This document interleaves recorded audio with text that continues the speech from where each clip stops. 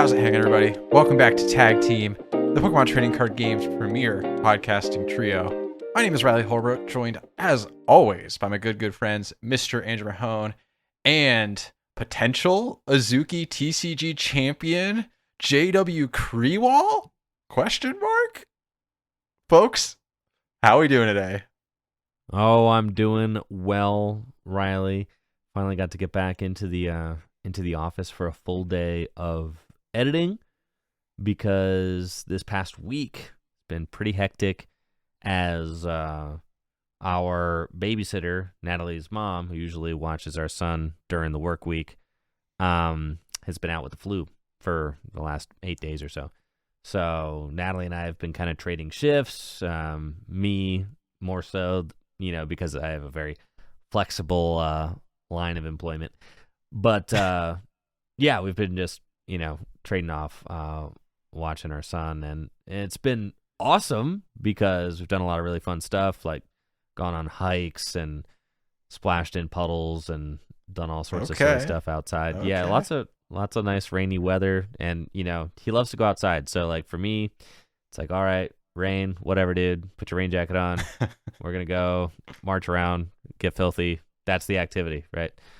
But yeah, it's been really fun, but also stressful because I haven't been able to get nearly as much work done as I might have liked. But things are returning to normal as Natalie's mom, fortunately, is feeling better and was able to watch our boy today. So Very now nice. Back in the office, getting some things done as we head into Toronto. Yeah, super nice. I feel like it's such a classic time of year to get sick, the flu or some terrible cold or whatever, right after that new year. So yeah, glad to hear full recovery though. Dude, I'm looking forward to Toronto, fellas. I know. Toronto with the JW, boys. I'm sure you got plenty of stories to regale us with. My God, I mean, I'm sure the dedicated listeners are eager with anticipation to hear how your weekend went. Yeah, dude. Well, okay, all right. Let's just, before we delve into my Azuki adventure, let's give you your due, Riley. How did Sure. your last week go? Any news? It's been good. It's been good around here. Jill was also sick for like the last week. Just classic, like coming back from the holidays, immediately get sick maneuver. Thankfully, I dodged the getting sick allegations, which was huge for me. Every single day, I would eat a little bit of the Manuka honey that we got in New Zealand to try and get any immuno boost I could get along the way. Because I really didn't want to get sick and have to miss out on Toronto after I put all this freaking work. But it worked out. I made my first loaf of sourdough bread this past weekend. I cultivated a starter over the last 2 weeks and turned out pretty good. So that was satisfying and fun. I've also been really on top of the workout game in this new year, which this year especially I gotta be on it because I'm getting married and there's gonna be a lot of pictures of me professionally taken. So I want to look my best I've ever looked. Or my second best, because I think it's going to be tough to look the best I ever look. Because during like peak COVID, when I had nothing to do other than work out, that's so funny, Riley. I was just looking back at some old photos. I was going through on the plane ride. I was like, what would be really good is to go back and delete some old photos. And anyway, in the process of deletion, plane activity. Yeah. In the process of deletion, I came across, and I must say, you were looking. That like 2019, 2020? Yeah, I was kind of huge. Yeah, you were looking. That's what, I'm not holding myself kinda to that standard tasty. Because I was like 23 and had nothing to do. Like I would literally work from home and immediately go downstairs to the gym in my apartment and just work out for 3 hours. I can't do that anymore. That's too much. So, I can like barely actually was do just talking about for that. 3 hours. I know. Yeah. Well, with the brain rot these days, it's impossible. I'm saying.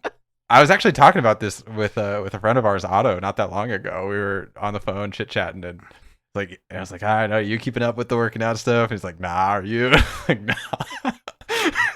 Oh no! So, Otto's just a tiny boy now. I highly doubt that, but he's probably not. It's just tough. It's tough to. Yeah. It takes a lot of time, a lot of effort. But I have worked out basically every single day of the new year, besides like one day last weekend. So I'm on it. I'm on the grind. I don't want to say I'll look the best I've ever looked, because I don't think that's true. But I'll look the happiest I've ever looked, which is better, I think. So yeah, and probably have a healthier relationship with food. So it's all good. How are you doing, JW? Though, tell us your tales, your tall tales. Dude, I'm doing good. I cannot start this. I cannot start this whole story without a shout out to my wife. She booked an appointment for me, unbeknownst to me, for a TSA pre-check. So that happened early last week, and I went in, got my pre-check. Surprisingly, like, fast process, and then they also emailed it to me, like emailed my little code or whatever, like, very fast. I'm still gonna show up to the airport like 2 hours before, but it's nice to know that in a pinch I can just like breeze right through. So anyway, shout out to Anne for the TSA pre-check. Just had to say. And the that. shoes get to stay on. That's the No, thing. they always stay on. Actually, that's a new TSA. Even if you go through normie TSA. Is that true at every airport? I feel like it's variable based on the No. scanners. Even if every poverty line. Then what's the point? I guess the laptops. No, I think everything like stays in. That definitely depends on the scanner. That 100% depends on the scanner. Okay. Well, in any case, I don't have to think about that anymore. I don't think I did. The TSA is different now. They changed the shoe rule. I think everybody gets to keep their shoes on. But let's see. So I flew out on Saturday afternoon, and just a horrible plane ride. Awful. A lot of turbulence. I had a middle seat. I had a middle seat. I couldn't get to sleep. It was just rough. I watched a few movies. What'd you watch? Well, okay, so actually I finished 2 half movies that I didn't finish on 2 separate other flights. So I'm not the kind of person, like, I'm the kind of person that like I can read like half a book and then just like let it sit for years. That's insane. And then come back. Like, I don't have that burning urge, to go seek it out. So the first half movie that I watched, I was about 60% of the way through A Star is Born. Have you guys That's seen this such one? a plain movie. That's such a Yeah. plain No, movie. it was so good, dude. It was so good. I was like gripped when I watched it the first time a few months But ago. you didn't want to finish it. I was great. Well, what was I going to do? Like, buy a streaming service so that I could finish the movie? I was like, no, I'm going to take a few more flights. I'm sure it'll be on another flight at some point. Okay. So I watched the end of A Star is Born. Heart crushing, just, I really liked Bradley Cooper's performance. I really liked Lady Gaga's performance. And it was, I thought it was a beautiful movie. And then I watched the second half of this board game documentary that was very interesting. Yeah, I would recommend it. I don't remember. It's like it's just All Aboard or something. I don't know. It has some stupid title. I can't remember, but it was a board game documentary. They were following they followed one like game designer. They followed like a minority that's in the board game space. They were following some players that were playing at this board game championship. So they're kind of getting like, hey, board games it's not just Settlers of Catan. Like, board games are mainstream and they're, a big deal now. And that was really interesting. And then I really hated this movie. So if anyone really loved this movie, I actually would love to hear from you. So like, leave a comment on the podcasting platform or on YouTube. I watched The Long Walk. Do you guys know about this one? Yeah. No. I haven't seen it though. I would not recommend. It just like wasn't good, and also was unnecessarily gory. So it's basically this it's adaptation from a Stephen King novel, and we're in a modern post Second Civil War America, and to boost the morale of the citizens of our country, they host a walking competition where if you're the last person standing, you get like a bunch of money. And anyway, if you fall below certain walking miles per hour thresholds, like you get killed. And so it's like a battle royale, but instead of the participants fighting each other, they're just walking. So yeah, it was just not good. And then it was a little too graphic for no reason, right? I don't know if you guys have seen movies like that, but they just showed all the deaths, and I was like, okay, maybe the first one to kind of set the scene. You like don't have to do that for every single individual. I just felt like it was too much, and then I didn't understand the whole point of it. I guess there's maybe some meta commentary on how, we're all in society, we're all in a race, and there's no real winners in our society. I don't know. It didn't really, like, we're all trying to get this great prize, and then when we get it, it's empty. I don't know. No. It didn't make a lot of sense to me. So that was that. And then anyway, I watched those movies, got off the plane, and took a like $30 Uber to my hotel. I spent the fact that you can't just take an Uber. It was a $30 Uber, bro. And this is why you got scammed into going in the first place, bro. $500 was never enough. You're going to California. California is hell, bro. You got a $30 Uber from LAX? Yeah. That's actually, I feel like for LAX, that's like cheap. That's good, bro. Well, but get this. Get easy. this though. Get this. I was going 1.7 miles.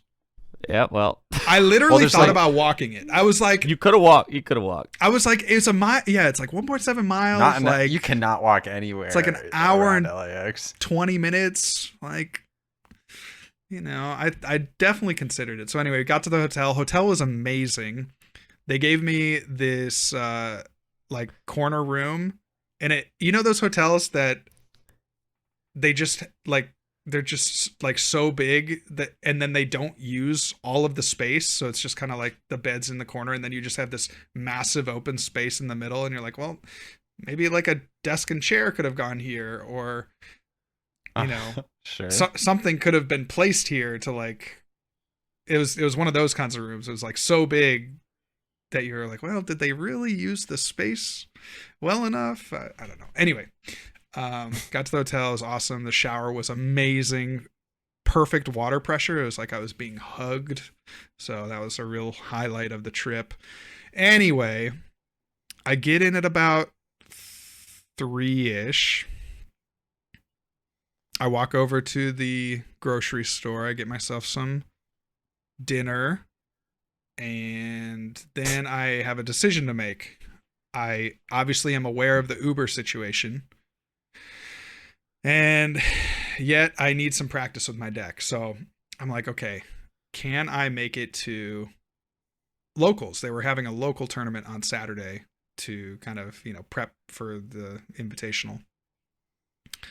I'm like deciding whether or not to go. I'm like, who do I pay $75 for a one-way Uber? And I'm like asking in the Discord, like, hey, is there anybody at the hotel that's trying to go to this event? And no one responds to me. And I'm like, okay, I think it's probably worth it to go. So I go.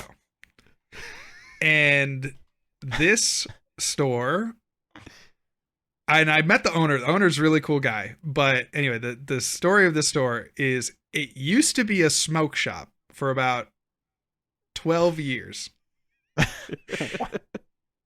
Like, so it was called Genki Vape. So it's like a vape shop, like a smoke shop.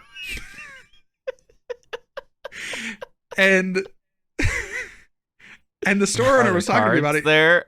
Well, so he's like, yeah, and then in the last year I turned it into a card store. So it's like half vape shop, half card store. And he's like, yeah, I just converted all my vape customers into card customers. I feel like the markets overlap. It's all good. I think they do. I mean, it was a very interesting vibe. So, okay. I think they have, like, they're doing it right. Okay. If you, a vape shop, card shop that also is next door to a Domino's pizza.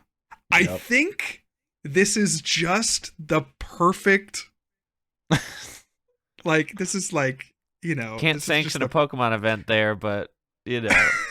Well, yeah. They actually, he was telling me about that. He's like, yeah, we can't actually do, they were big into One Piece. He's like, yeah, we can't actually run One Piece. Like, we have to do unofficial tournaments because obviously it's a smoke shop. But yeah, everybody was just like, the nicotine, you know?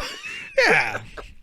So anyway, that was my first introduction to the players, but they were actually just super cool, or, you know, extremely high, or potentially both. But yeah. I had a good time kind of meeting the community, and I sat down for a game, and guy was giving me some tips on the decks and what's good, and I learned, like, okay, yeah, this is actually the combo that makes, you know, the super speed deck like really good, and I modify my deck based on what he was talking about, and I went with the super aggro deck for the invitational tournament. Played a little 4 rounds at that vape shop. Met some of the players. Really cool. There was a guy there. He gave me some merch. He gave me like a little beanie hat that I wore around the rest of the weekend. But he's from like the New York area. They have a New York contingent as well for Azuki, and so got to meet him. Just, I don't know, it kind of felt like networking in a way. So who knows? Maybe I'll play some more events here on the East Coast. But then took my $75. Well, this one was probably $80 because I liked the driver. He was a very funny guy, so I probably tipped him a little bit extra. And we went back to the hotel. I slept in the bed and woke up for the invitational the day after. Went over to the invitational, and let's see, I'm trying to think. Oh, it was like down the road from the NPR office, which was cool. It was kind of this giant warehouse type building. Like it's like a modern, it felt like just a modern tech office, which I guess in a way it is, right? So they had it at their headquarters, their LA headquarters, and it was just all decked out, cool little setup that they had with all their couches and just, yeah, very modern office type feel. And then they had all the tables and stuff. So got to meet a few more of the players before the tournament, played the tournament, ended 2-4. Ended 2-4, unfortunately. Oh. Yeah. Oh. After all the grinding.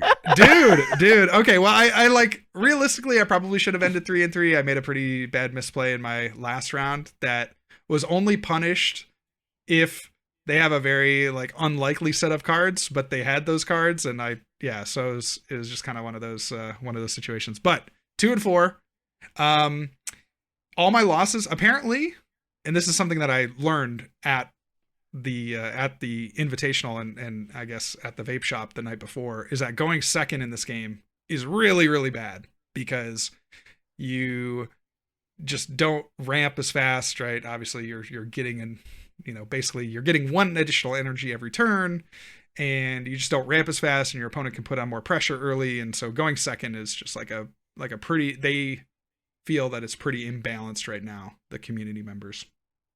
And so I went second in all my losses, and I think it probably didn't matter in like one of them, but the other 3, I came down to like the last, you know, 3 or 4 life, and just couldn't finish it out. So 2-4, felt fine about it. I mean, it was just sort of like it was. I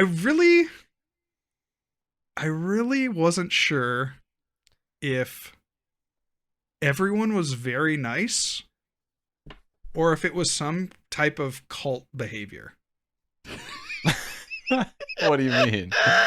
Well, you got crypto people, bro. The cynical part of me, because everyone, I swear, like everyone was super cool. Like literally every person that I talked to was like really open to talking. Like they were interested in what I had to say, and like I was interested, like they were all interesting people to me. And like the cynical part of me is like, well, of course they're very nice, because if they're an investor in this product, in the NFT side of things, which a number of people were, then the like social currency is like a big element of this, right? Like they need other people to buy into this to raise the value of their product. So it does not 100%. Do them any justice to not be as like welcoming and open as they can be. Again, that's kind of the cynic in me, right? That's the cynic in me saying like that's it. But I do believe everyone was genuine, because I know that a lot of these people that I talked to weren't holders, or maybe had the NFT in the past and sold it. Like there were people like that, right? So it's like not everyone that I talked to had a significant stake, at least in the NFT side. A lot of them were pretty big into the trading card game portion of it. And then the other thing that was, I was like, okay, I can't tell if this is a cult or not. It's just like the general language. There's like all these, there's like code words. I'm sure we do it in Pokemon. So like from an outsider's perspective, it's like, oh, are the Pokemon players in a cult? But there's just like a general language. Like what was an example? Well, like, so a big element of Azuki is the alley and the garden. And so like when you go to the garden, that's like being in the active spot, right? For Pokemon, just to give a parallel. And so there was a lot of like, oh dude, you like stepped into the garden, bro. Like, welcome to the garden, man. And I'm like, okay. Like, cool. that is a little culty. I don't quite get it, but like I'm vibing. Like I get the energy, and so definitely would have hit different if you were stoned, for sure. I think so. I think I think stepping into the garden would like feel different if you were high. I wouldn't know anything about that kind of stuff. So. Yeah, I have no idea either. Yeah. So anyway, I like all said, the gameplay was fun. Like it was a fun game. It is set one problems. The super aggressive decks won. I played Lightning, which is based around weapon cards and reusing weapon cards over and over. The winning deck was the Lightning deck. So, I was correct there. My list was maybe 10 cards off the winning list. So, same ballpark, but ultimately just didn't quite have some of the specifics. And then the other main deck was the like kind of secondary. You can't call 10 cards the same ballpark, dude.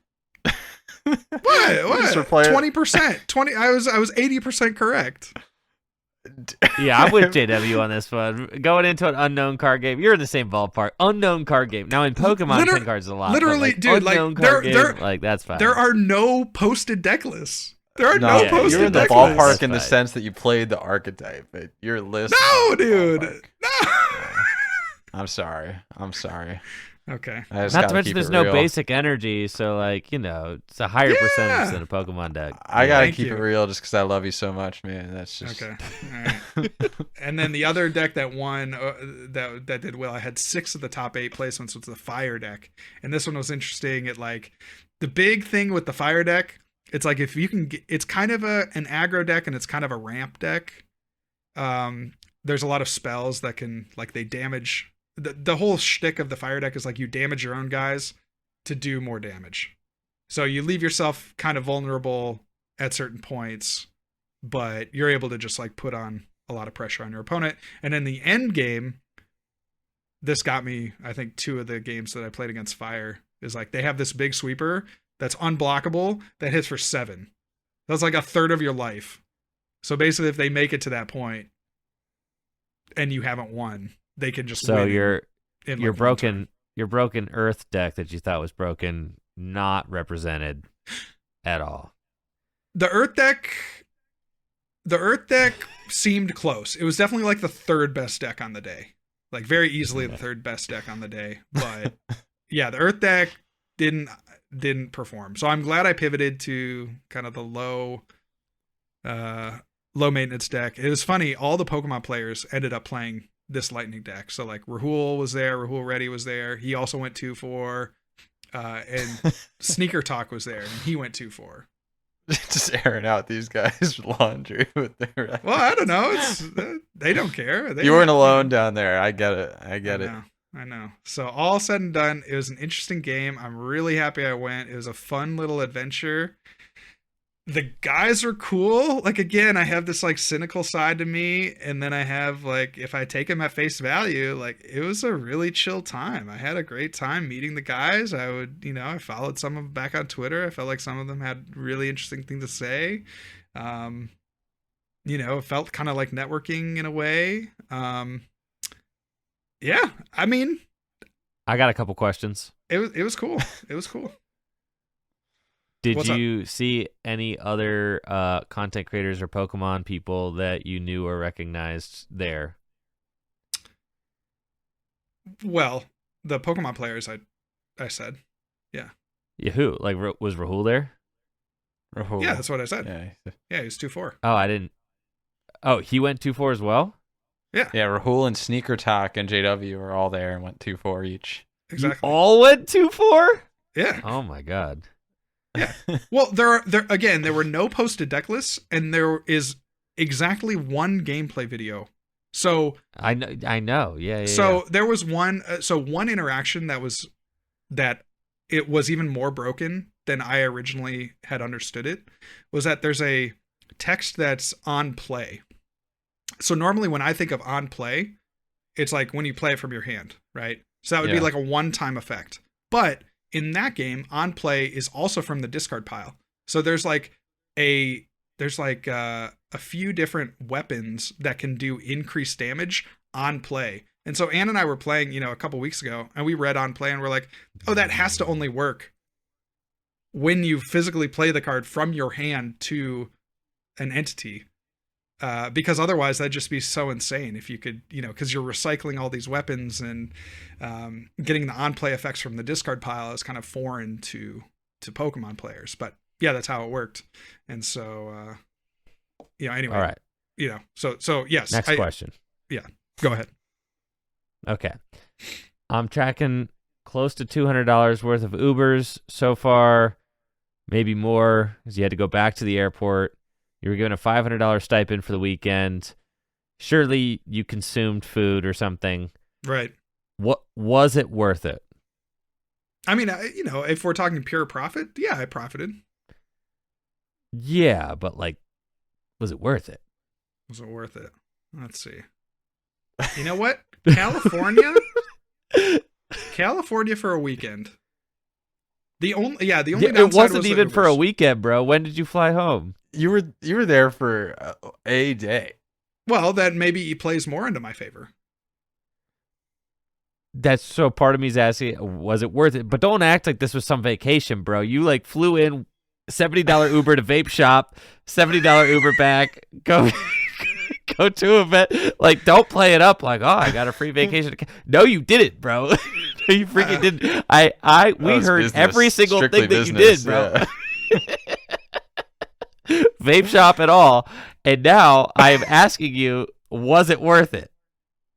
Well, I mean, okay, so like, honestly, like let's think about it, because I spent your inability to answer this question, I think, says so much. No, I'm trying to reason with you guys, right? So the Ubers were $70, so that's $140, $150 for the Uber to the vape shop. You got the $30 Uber to and from the airport. Okay, so that's $200. I had one meal and went to the grocery store one time for roughly $60. So, if we're combining all that, that's $260. So that's $120 a day. That's above minimum wage. I'll take it. Right? 2 days. You don't buy anything in the airports. None of that. Absolutely not. That is a scam. You know that is a scam. Of course it is. Dude. Of course it is, but how they get you is that being in the airport is so miserable that you just are willing to pay money for the But Coke. here's the thing, Andrew, is that I have Is TSA that you pre-check, are so I don't have to JW get there packs. 2 hours before. I can get there an hour before, and I don't have to think about that. Plus, No, but the plane ride is also miserable. So having like a little bit of like okay, let me put you on. Let me put you on the secret that I learned. Okay, in Southern California, if you go to their grocery stores, they have what I believe to be the best deal in America right now. Okay, they have these peach rings. No, yeah, well, yes, but no. They have, and I maybe should have bought more, but the calorie per dollar ratio is insane. Okay, so they have these little like pastries in like paper wrappers. Guess how much? 2 for what? What would you guess? 2 for how much? Like they're like the size of like 2 fists. It's like a turnover type. You're geeking out, so it's got to be 2 for $1, dude. It's 2 for $1. I was gonna also guess. It's 2 for $1. Bro, insane. Guess how many calories is in one? Oh my god. It's not just about calories, bro. You need like good. It was filling, sustenance. dude. It had apple chunks, bro. It was filling. I had one. Okay, so here's the other thing. They also All fed right, us at so the event. Let's get back to the was it worth it? Yes. You said you made minimum wage, but you would go And if I trek had to the other side of the country for minimum wage. Okay, You would do well that. let's talk about this. If leave I had your made family, top 8, leave your wife with your 2 kids, your pregnant wife with your 2 kids. You leave her there for 2 days for minimum wage, bro. Listen, let's not think too hard about it, okay? Plus, you had to fly 2 different plane rides, and you didn't feel good yesterday.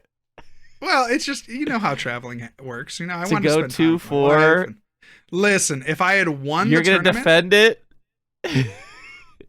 if I had even top Well, if 8, you'd won the that would've tournament, been- you would tell me it was worth it. It'd be an easy Of course, answer. it'd be worth it if you won the tournament. Of course it would. Well, You went hey, 2-4. hey, I networked, okay? And hey, at the end of this, you know, maybe I also got a shirt, by the way, I see that. and I got a cool beanie. That's true. How much is that merch worth, I think? Yeah, that's true. I don't know. I'll see. I'll put it on the blockchain and see what people want for it. But I think if I eliminate the vape shop, then it's obviously a much easier answer. But I wanted to it's networking, you know? Yeah. Your network I is feel your like the network. vape shop was the most important thing that you did. That's what I'm saying. I probably would have only had one win had I not gone. True. Those final deck refinements to get you from 12 to 10 cards off the winning list. That's right. Huge. Yep.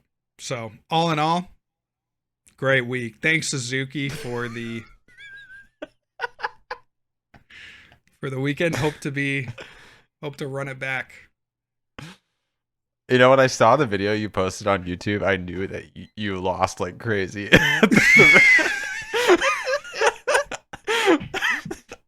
Nah, dude.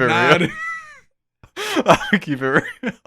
Nah, dude. I made that the day. Only way that I'm I so made that and got thankful to be alive right now video gets posted is if you got cooked alive.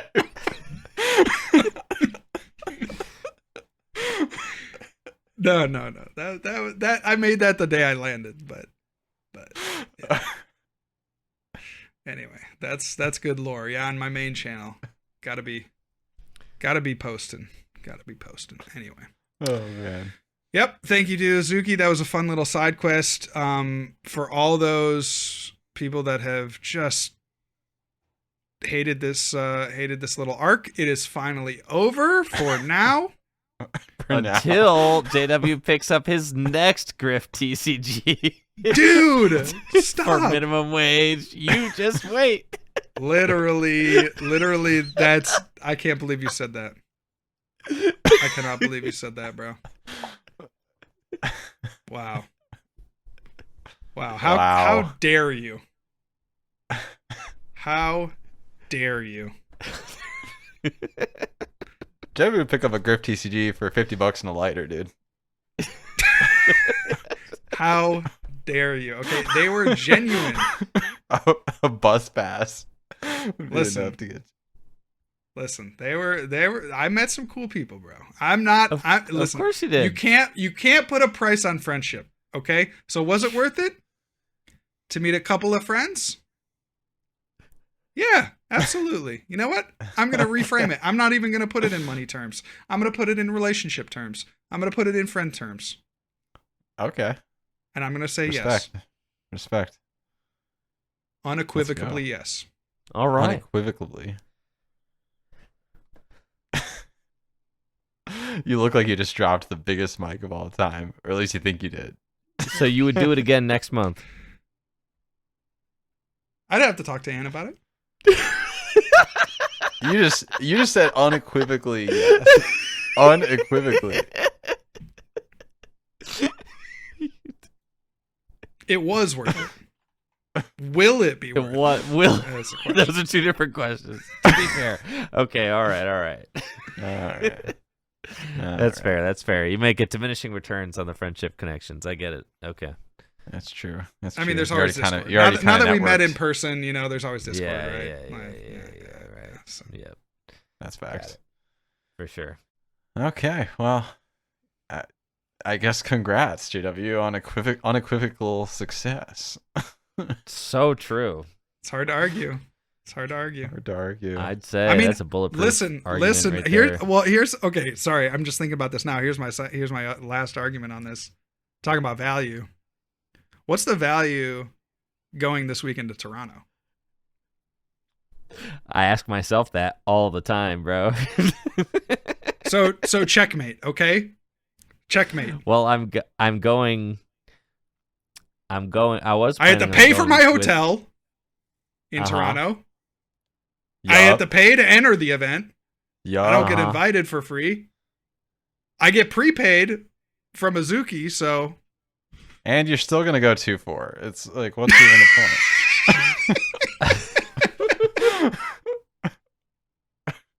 Oof. I think. I think the argument for Pokemon is that we've just been doing it so long, and it's just the inertia. It's just we just got to maintain these friendships that we already got here. So like, Pokemon's just the best way to do it. Yeah. Yeah. Right. I mean, we couldn't all just like fly to a cabin or something. Riley and I have hung out doing non-Pokemon stuff, and in fact, when Riley gets married, I suspect we are going to go all hang out and not do Pokemon stuff. It's going to be awesome. So we just have to wait for people to get married, because that runs out pretty quick. Well, it's been our next thing, and then there's another potential. I have trips in my mind, but they're years out at this point. They're cooking. They're years out. But like, yeah, man, I'm gonna keep it 100, dude. Like, I don't have like a lot of spending money this year or last. Okay, all right. So like, what do you guys think about? Yeah, like an adult trip, like an adult trip. I'm all in on the adult trip with the kids though, and we go to like Branson, Missouri. We go to like, I don't know. I love a group vacation, group family vacation. That's a lot of fun. We should plan one time. Go to Yosemite. I think it'd be a little more fun when our kids are like maybe slightly older. Okay. Your kids have got a jump start on mine, but you are about to have. I know it's gonna be a while. Well, that's what the planning stage happens now, dude. Okay. Things don't move as fast. We're old now, man. It's just the 10-year plan. What I mean? What's your 10-year plan? Have one vacation with my adult friends. Well, how many vacations do you want with your adult friends? Bro, I'm in like the vacation capital of the world, New York City. Nobody's come to visit me. Yeah, because you don't do a good job selling. You're not in New York City. You're in New Jersey. Yeah, it's okay. So it sounds like the worst. So to get to New York City, it's only a 15-minute car ride to a train to another train. Okay, that's it. Okay, 15-minute car ride to one 45-minute train to The subway. Okay. Natalie really wants to visit New York, so if you would do something like say like, "Hey, Andrew, would you and Natalie be interested in coming to visit?" and then we could like go see New York this summer, we'd probably be like, "Yeah, that sounds wonderful. We should do that." And then like we would. You see, like this is how you plan like adult hangout sessions with adults. Right? Oh, you have to ask. Yeah, you plan it. Right, you have to plan everything. Also, far in advance. Right now in the dead of winter is not really like peak. I want to go to New York City time. No, that's why I said the summer. Okay, you could come during paternity leave. Okay. And then I don't have work. Newborn though. You'll have this newborn. No, newborns you can carry around. That's the thing. I know. I mean, they sleep. They sleep like 18 hours a day. I know they do. You just carry them around. I mean, they do whatever you want to do. I know, yes. That's what I'm saying. It gets much more difficult once they become toddlers. They have a mind of their own. I know. Yeah. So, yeah, we could explore anything we want. It's true. Okay. Anyway, let's get into the mailbag. We got some comments. We had a lot of people very interested, Andrew. I know. In the documentary that you posited last week. I know. I even got an email. No kidding. Yeah, I got it like an audition via email with like pictures. Yeah. Oh wow. And? Well, and then also comments. I mean, but the thing is that like that's not a project I'm ready to embark on yet, or with somebody that I haven't met.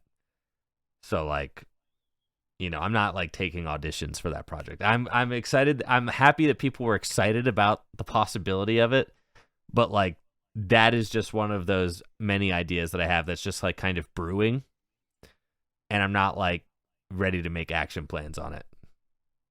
Yeah. Interesting.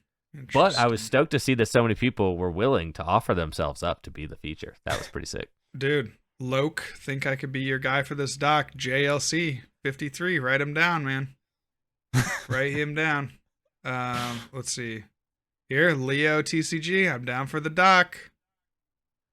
Yeah, you got a lot of love here. I did want to highlight this comment. Andrew sounding more like a boomer every episode. Couldn't agree more. I mean, Andrew been a boomer. He's pushing 40. He is pushing 40. Yeah, man. I mean, at a certain point, would you rather me sound 20? Like, dude, I'm 37. Like, yeah, man. That's also true. Yeah. It would be kind of weird if you sounded like you were 20. Yeah, it is what it is. I'm 37. I'm getting old, man. Yeah. Carlos says Pokemon discussion starts at 24:30. Thank you. I do feel like we have been. It's just been a weird time. Can we just be honest with ourselves and say, do we need to defend it? There's nothing happening right now. But shout outs to the people in the comments that are giving Pokemon listeners generous timestamps. Yeah, a timestamp. Yeah, because that is not something that I think I will be doing anytime soon. This one, Felipe says, "Why are we taking 20-something minutes discussing the Ponzi scheme TCG that literally no one cares about?" And the answer to that is that it is, it is partially my content. So that is why it's content we're doing it, right? Oh yeah. So, it's content. In any case, take a look at the Spotify comments here. The Marty Supreme character is clearly Gabe Fernandez. I feel like that might be controversial. Nothing like following up my Geno doc with Gabe Fernandez doc. Yeah, that's gonna go great. And they got me quoting, "I was smacking my wife with it." So that was a very yeah. I caught that one too, but like I was able to keep my chuckle in. But yeah, I did catch that live. Yeah, interesting. I'll have to go back and review that one. To get my fact checkers on this one. Yeah. All right, we got a couple new cards. Let's take a look at the newest cards from Nihil Zero. That's the Mega Zygarde set. Vivillon with the ability Big Wings. You may shuffle You have your opponent shuffle their hand and put their cards on the bottom of the deck, then draw 4. The big combo piece. This is the big new deck. Everyone's talking about it. Many people are saying this could be the biggest deck of Nihil Zero. This is a Decidueye. Does 240 damage, discard an energy from your opponent's active Pokemon. But the ability is kind of interesting because if your opponent has exactly 4 cards in their hand, you can ignore the colorless cost in the attack cost of this Pokemon. So it would attack for 1 grass energy. It's 1 measly grass energy. 1 measly grass energy. And now the haters are saying my opponent might not have 4 cards in their hand, but what the haters don't realize is that Vivillon just sets it right up for you.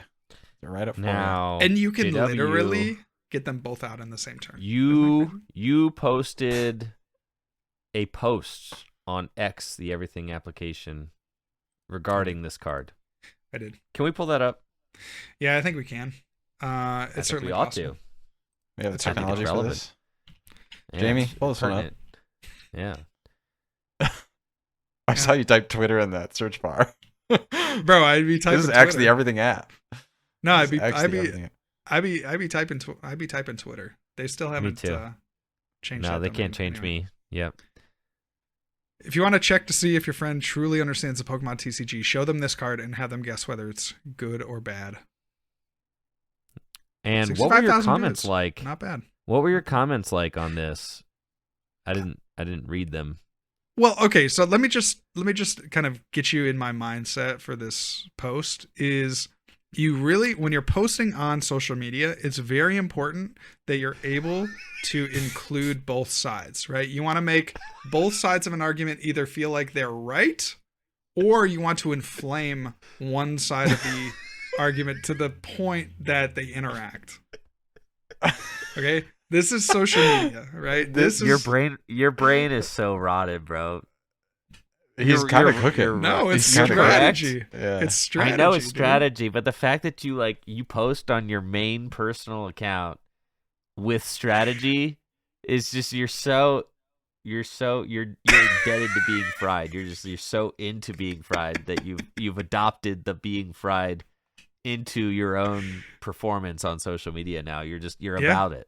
Yeah, I mean, well, you have this is a persona, right? So it reflects who I am, but it's not who I am, right? This is fake. This is a fake character. Me. It's a character. I mean, it is part of me, and yet it is divorced from me, right? Some would say that this character makes its way into real life as well. Yeah, I don't know how much of a character this is actually. No, you guys know I'm genuine. You guys know I gave up trolling in 2016. Which I think, wow, I'll have to tell Natalie it's a decade since I gave up. But that's trolling. what I'm saying. Like, because you gave up trolling, this has to be the real you. Interesting. Anyway, it comments. Can't be a character. A lot of people saying like it has potential, right? Let's see. Yeah, here was one. They were giving. This may be AI generated, I'm not sure, but basically giving Foxy social media, giving a breakdown of why this card could potentially be good. A solid tier 2 deck. I actually saw this comment. I gotta know what the 20% chance of you getting it up is. Like, that to me is nuts. Where'd they get that from? I mean, it's a 20% chance, bro. They ran the numbers. What numbers? Dude, they saw every possibility, Doctor Strange style, and Source. They determined in 20% of universes you're able to pull off a Vivillon plus Decidueye. Maybe it's crazy. Here's one. I love this. Wait and see. Always a good answer for pretty much everything. We'll have to wait and see. Again, pointing out the Vivillon. Yeah, so I would say people that commented, there were good people on both sides. Let's just say that.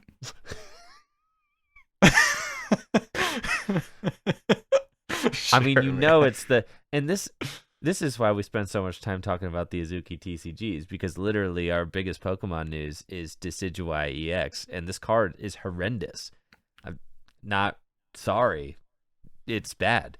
Even if you took away the 3-color. I would argue that this card is bad, even if you just negated the 3 colorless from its I attack just had no cost. ability and just had the attack.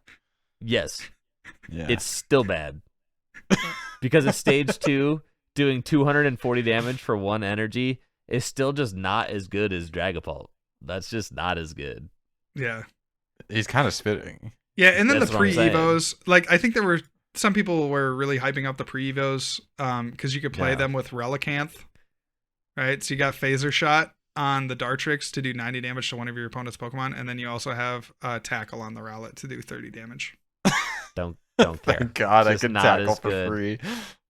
It's not as good as Dragapult. It's not as good as other decks. I mean, I get it's going to be like a post-rotation thing. You've got the Force of Vitality. You can set your opponent's hand to 4 cards. It's just horrible. You know what card it reminds me of? It reminds me of that stupid Incineroar that people thought were going to be good, like Incineroar EX or V or whatever. No, It's the like that tier. slander.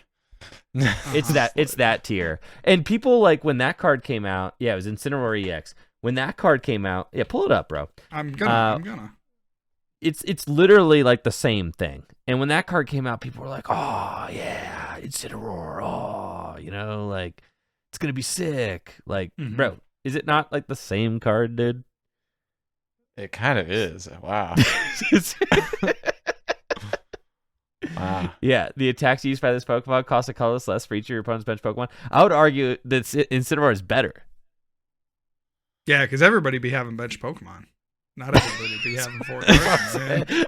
There's about a 20% chance of 4 cards in hand, but I rest I would say it's like 50-50 if they have a couple I bench rest guys. my case. I literally rest my case. And then with the Incineroar, people still were You do like, extra you could do damage. you could do Relicanth, bro. Like there's like other guys. Yeah, the Got the basic has like a Torracat. rage. They got the Torracat. I Yeah, know. yeah. No, dude. No. That's crazy. No, bro. Dude.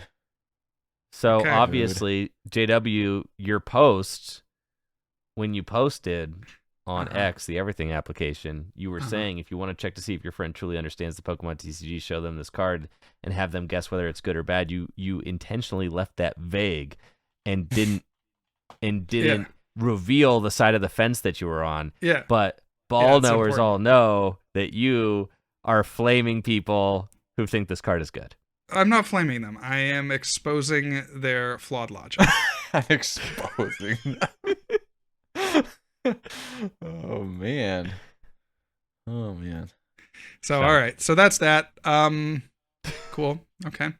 We have a Mega Starmie EX. This one actually kind of reads all right because it's a stage 1. For 1 energy, you do 120 damage and 50 to a bench Pokemon. So you're getting real like Mega Audino vibes from that. And then Nebula Beam, 210 damage. This attack isn't affected by weakness, resistance, or any effect. So a shred attack for 3.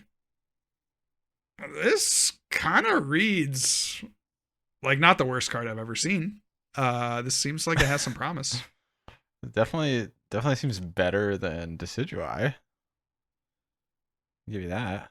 It's also impossible to tell that this is the Mega Starmie. You can definitely tell because its leg is really long. He's This got one? that leggy out Right to here? the side. That's the one Yeah, specifically. that's yes. the leg, man. No, That's it's the leg it's right pointing there. at you. How can you tell that it's long? You can tell it's long. You can't tell something's long when a 3D environment, bro. How am I Yeah, supposed man. to know how long this leg is, dude? It's slightly Anyway. elongated. Starmie doesn't bend its appendages like that. Only the Mega one does. Exactly. A normal length Starmie would not be able to bend that thing that far out. No. Not at all. Not at all. I'll give it to you. It's not the most flattering rendition of Mega Starmie. Okay, 5-ban, they dropped the ball on this one. And I'm not a 5-ban total hater. I think they make some fine cards. But this one, not the most inspired work. They gave this one to an intern. So what do we think? Jet blow? Is it jet blowing your mind? No, it is not. Dude. Your opponent hits you with Badoo and you boss and jet blow them and take 2 prizes? Come on. I'm Yeah. not coming on. Or you It's cooked. boss double Halucha knockout. Halucha's rotating. All right. Oh, frick. There's the other Starmie that does damage, right? Yes. You're cooking. What's the other one? Shuffles itself in or something. Yeah. It discards itself, I think. Yes. Like literally discards itself. Yeah. Let's see. What does it do? It Starmie discards itself and does TCG. 20. You are the world's worst at like looking up cards. What are you doing, bro? Mysterious Comet. Yeah. Oh, dude, this Type it into could Google. be something. I think this could be something. No. I might have to see what my ex followers think.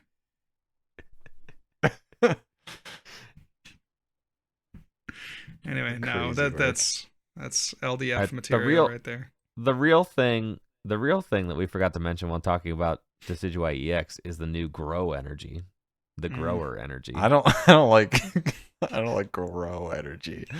Surely that doesn't get translated as grow energy. I hope it does. Wait, you guys didn't see? They have grow energy, and they're also releasing show energy. You can only play one of them in your deck though. So you can either be a grower or a shower. Exactly. There you go. Thank you. There you go. Yeah. Anyway, I don't know. Plus 20 HP. I'm not losing sleep. These over types of it. energies, they come and go. Yeah. GLC, it's a big deal. All right. All They right. show and grow. Taking Torterra from 190 hit points to 210. Significant. Beef. Yeah. That's significant Serious amount of beef beef. there. You like that. Hmm. Given Decidueye EX 340, that makes no difference. Yeah, sorry. Did you all know that Starmie, the whole bit with Starmie is that it's an Ultraman reference, and that's why Mega Starmie like stands up like a human? That's so sick. I think I did know that. Is that there's like some sort of being or something that it's like a reference to from the Ultraman universe or something, right? Or from like Japanese lore. It's like something. Who's Ultraman? He's a guy. Come on. Keep up. Come on. Yeah. Red, silver bodysuit. Come on. Yeah, and apparently Sorry, am I the supposed to know everything cries. about, So you know how in the culture anime that of a country that Starmie I and didn't grow up in? Staryu make those weird noises? Where they're Uh-huh. like, yeah. They're like aliens. Yeah, right? Yeah. Well, apparently those noises are also Ultraman references. That's so sick. So it's like if you're Japanese, like you really get the bit that they're going for with Mega Starmie, and if you're Right. American, you're just like, why legs long? Because it's Japanese is like the answer. Yeah. You'd think they I would kind have of like made the some. long legs though. You think they would have made some Godzilla-esque Pokemon, but Yeah, Literally sadly they've never Tyranitar. done anything like What- that. What are you Sadly, talking they've about? Never done that. Yeah, Nidoking, For Nidoqueen, alligator. Yeah. For alligators. Yeah. Not checking any boxes there. Ride on. No. yeah. Anyway, you'd think they would have. You think they at some point would have pursued this? Let's get some designers on this. All right, Pokemon discussion starts at 58 minutes. Let's talk What a about little bit about. Salazzle EX, dude? Oh, you're gonna make me go back. Well, yeah, you skipped Wait, one. there's a Salazzle? Yeah, man. I just Okay. read it. It's not good. Here we go. Salazzle EX from Nihil Zero. Nasty plot, dude. Oof. Hit and run, baby. I don't like Okay. how Salazzle has like all 5 fingers like out and like right up in my face. I don't like that. No, I don't like that either. A little too humanoid Yeah, for it's that. another- Yeah, so Another A little miss too from weird. 5 man, Salazzle weirds unfortunately. me out. I don't know. search 2 cards and then 100 damage. Switch this Pokemon. Oh, opponent's active is not burned, and you switch this Pokemon. Yeah. The game needed more cards like this. Can I just say, thank God we're getting more cards like this. Well, I'm happy because this is like a very obvious, giveaway to my nephews. Sure. Yeah. We didn't have enough of those padding our sets Oh. out. See, I'm not enough of a Pokemon gamer to have gotten this right off rip, so I had to look it up first. But when you said, just imagine that I'd come back with this like clap back like immediately when you said, if you could repeat, you say Salazzle weeds me out. Could you go ahead and just say it so that I could? Sure. Salazzle weirds me out. Is it because they're all female, Riley? Oh. Well, kind of, Yeah. because they're all female and they like have this insane like weird pose and like, and it's like, does Pokemon think like this is sexy to me or like, I don't know. I don't like it. I don't like Riley it. hates women. You heard it here. Oh my God. Ooh, let me know Salazzle's down in the comments weird. what you think about that. That's weird. He's got those long fingers. Yeah, just kind of weird. I agree. Like its whole gimmick is like pheromones and stuff. Like that's weird. That's weird. Just like how it's weird that they gave Mega Lopunny ripped tights. That's also weird. So we can't do rip tights now? No, not in my Unova. Not in my Unova. All right. Enough with that. Let's pivot to Toronto talk. Riley, you've been on the grind for the better part of the last 6 weeks now. Andrew, you are doubting yourself. I am probably somewhere in the middle.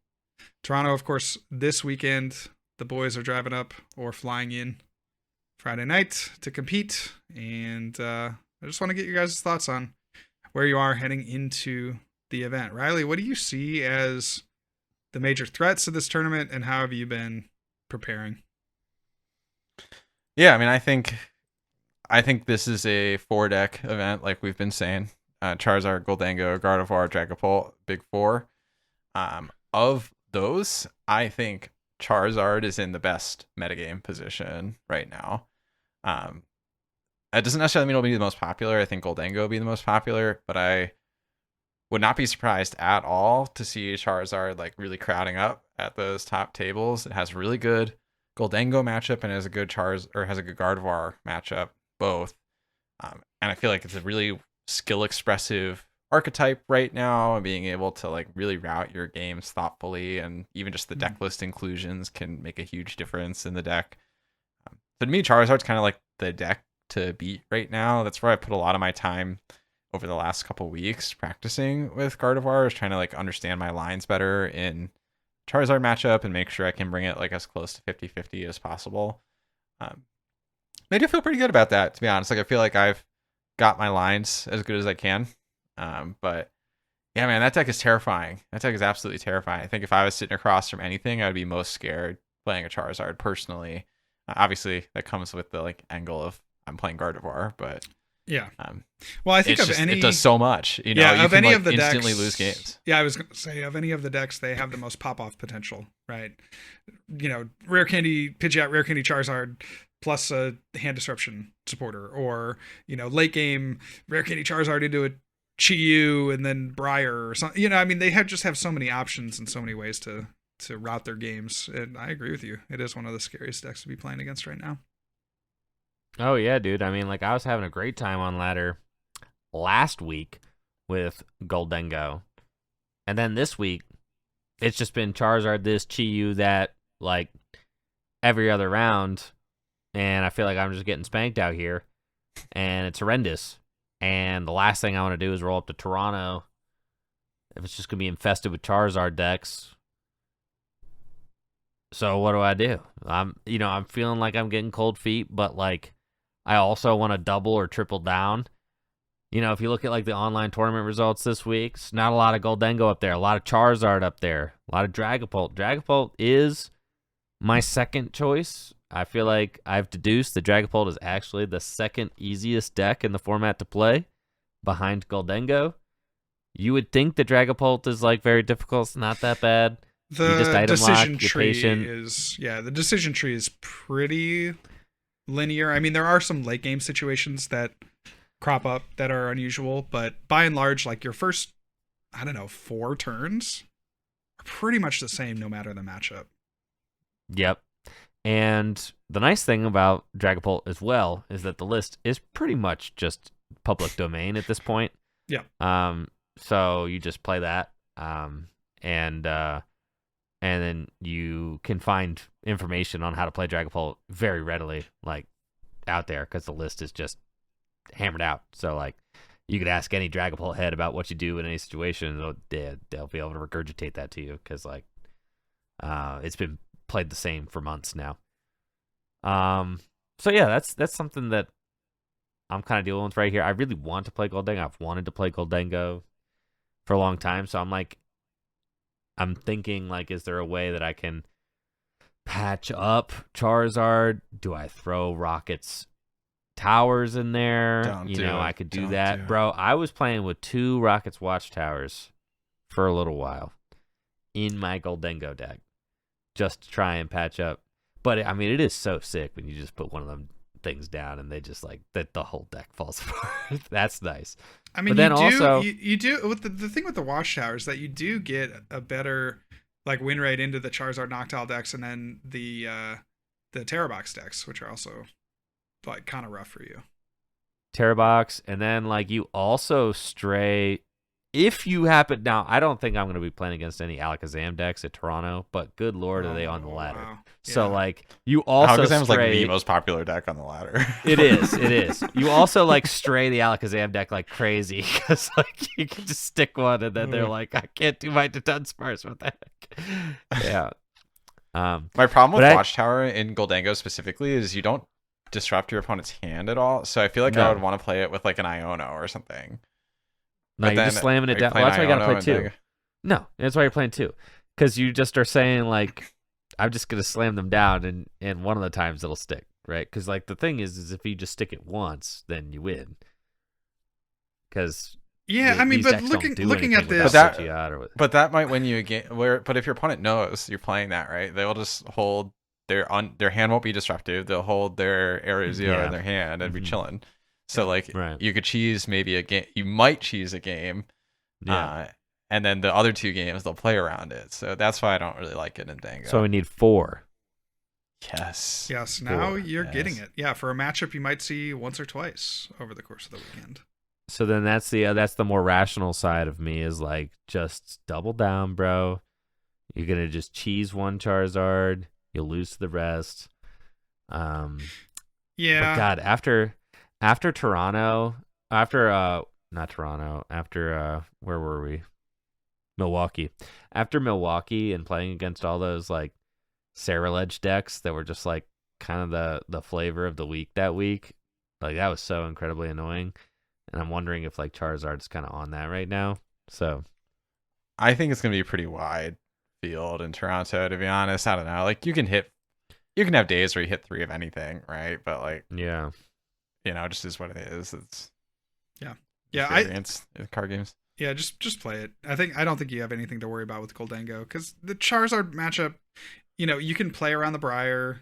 You're gonna take the early prizes, so I think if you go up by 2, you should be able to find. Yeah, I mean, obviously the key is like go up, and then I think the underrated element of the matchup is sometimes you gotta ignore the Chi-Yu and like boss around it to take extra prizes.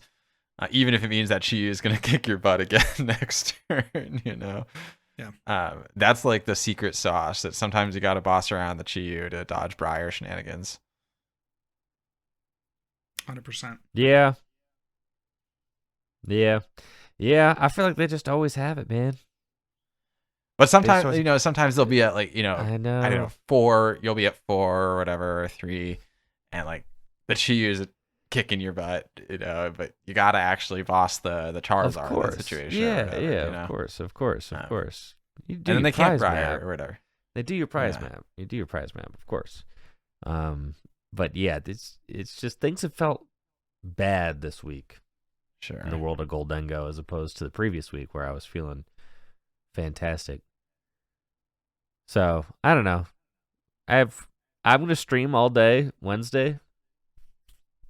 Be kind of like my last day to really think about it, and then Thursday, Friday, I got to be locked in before I fly out. That's for sure, because I just want to bring one deck. So yeah, I feel like Goldango is a solid choice. I really do. It's gonna be the most popular deck for a reason, right? Like it's consistent. It's strong.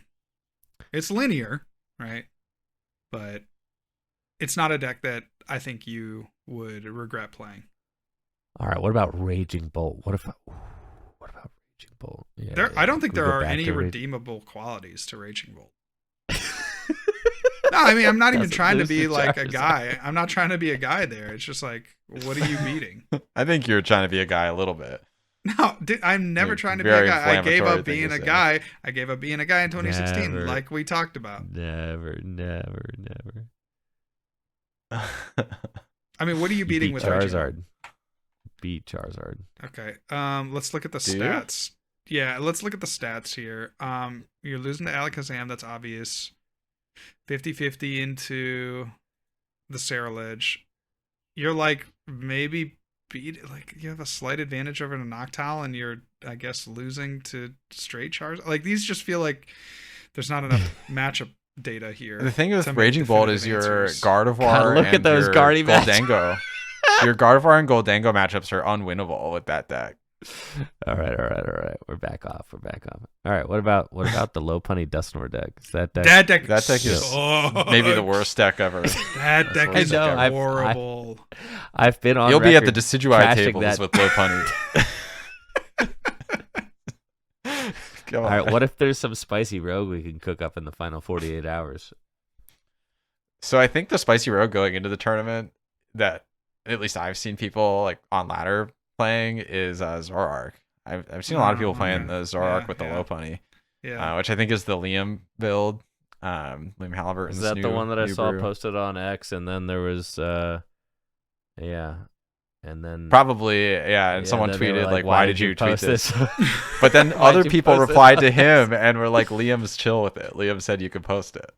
So Yeah. Oh yeah. You had Isaiah Bradner being like, "Why did you leak his list? Sign up for his Metafy." And then he was like, "He said I could." So okay, advertises for his Metafy. I don't know, in like a way, I guess. Well, I think the So, list is not as important, right? You need to know the lines, and with especially a meta with that's Zoroark, with a meta that's as wide as this, like we talk about the merits of a Metafy course. It's to know your matchups and know how to play your matchups, not just So having the list like a week before is not going to help anyone. The sell, in my opinion, for Zoroark is that you can, and I know we kind of trashed Zoroark last week, and I still wouldn't probably play it myself, but I'm not playing it myself. I'm playing Gardevoir.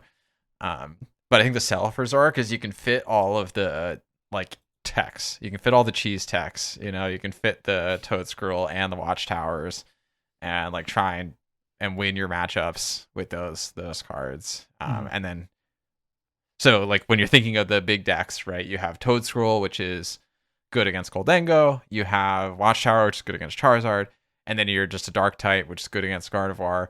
And the Dragapult matchup has always been fine with the deck. It's not amazing, but it's not terrible.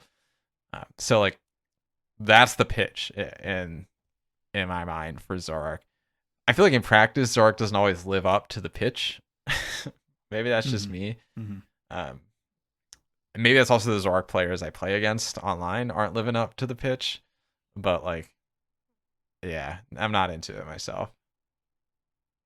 So Zoroark is just that deck that's got dang near 50-50s against everything, huh? Kind of. I mean, I feel like you have some good stuff going on there. You can fit multiple Watchtower, and you can just Iono Charizard every turn. Yeah. They're not taking one-hit KOs until you're disrupting them super low. You're seeing more cards then, than any other deck in the format. Yeah, generally speaking, you're seeing more cards. Dragapult sees kind of similar amount. But you have the 2/2 Toadscruel line in Liam's current build. So you can really try and force the issue there. Way back in October, I was trying to see if I could fit a Forest of Vitality with the Toadscruel and really really mess with my Dango opponents.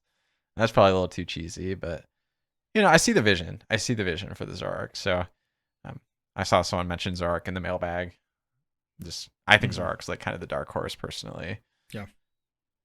So I should learn this deck.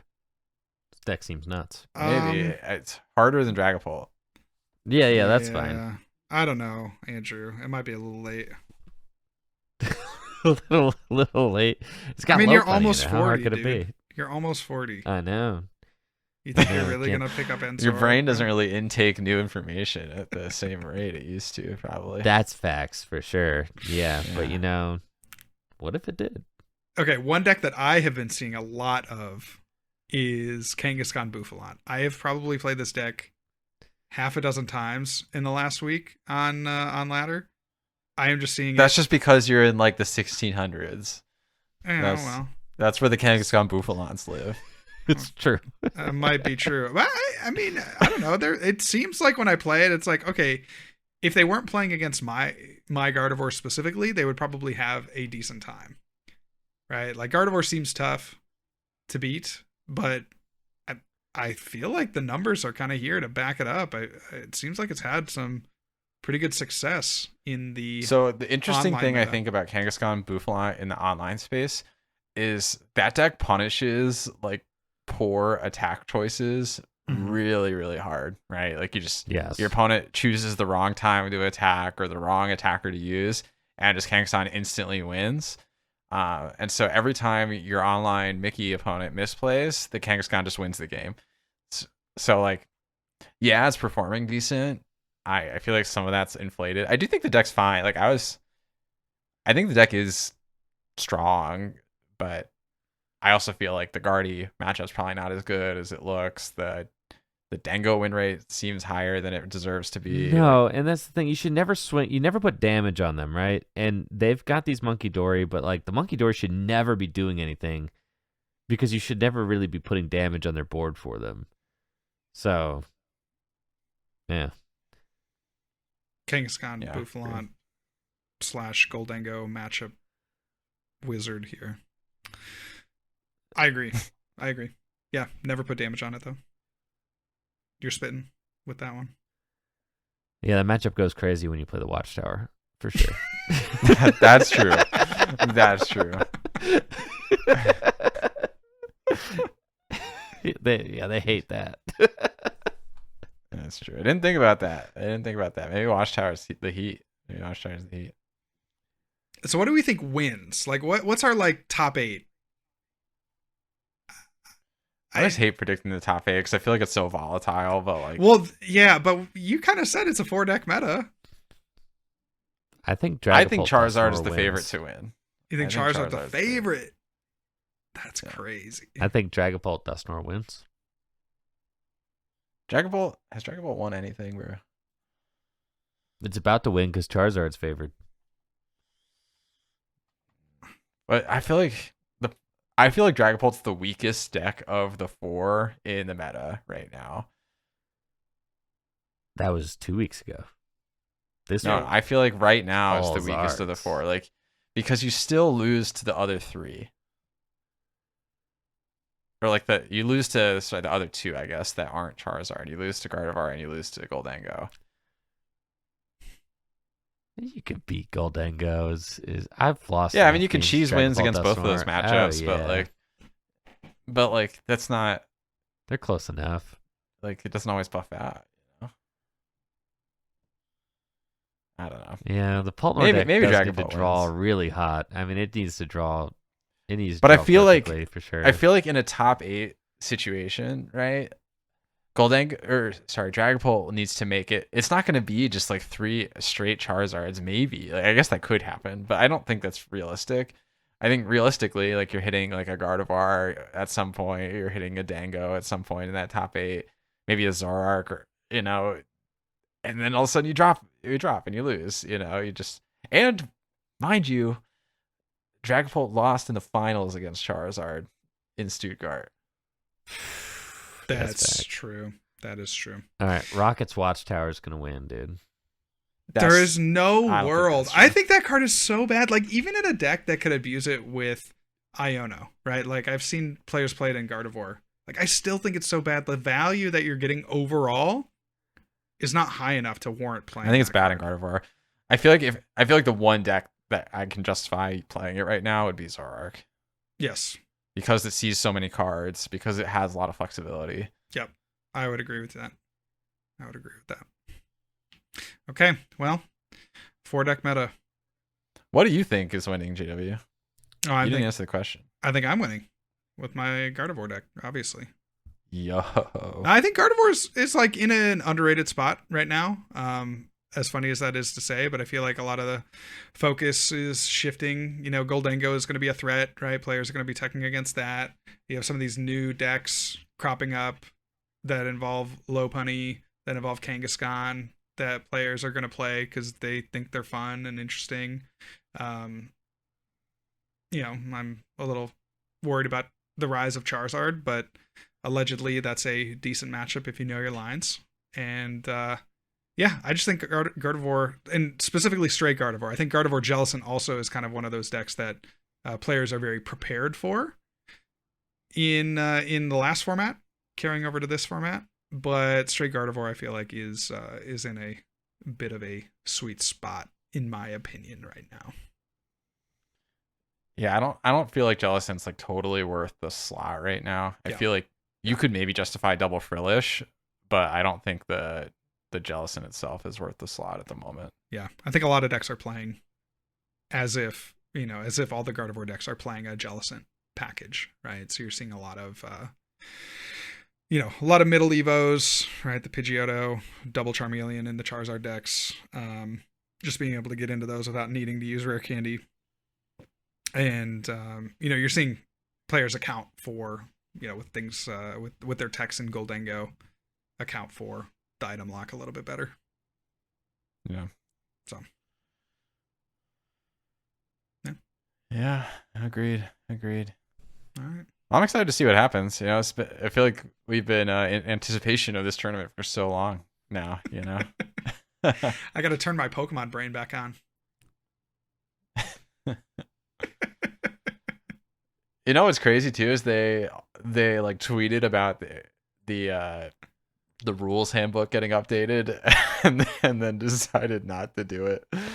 That was crazy. Yeah. I mean, yeah, that was beast mode, honestly. Should we expect different? I don't understand why they tweeted it if it wasn't ready. Should we expect different? I don't know.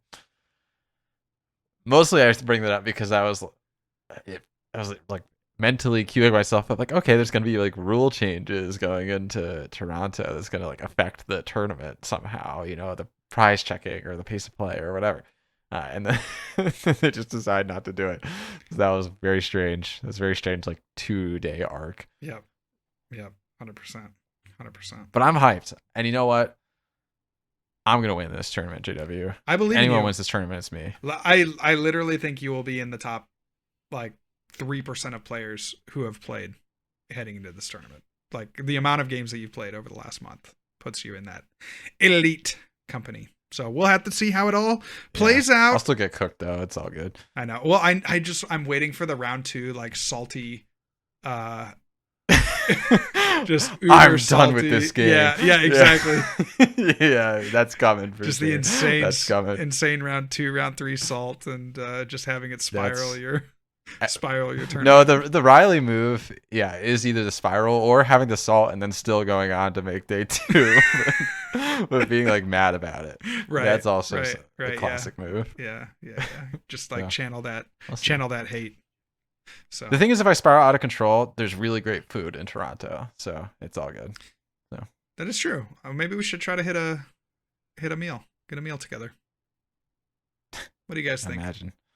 Imagine spending time with your adult friends. I know. We'll actually have time. This is because you guys like haven't been to tournaments. I guess you went to like Wisconsin and stuff, but we're gonna get done at 7:00. It's crazy.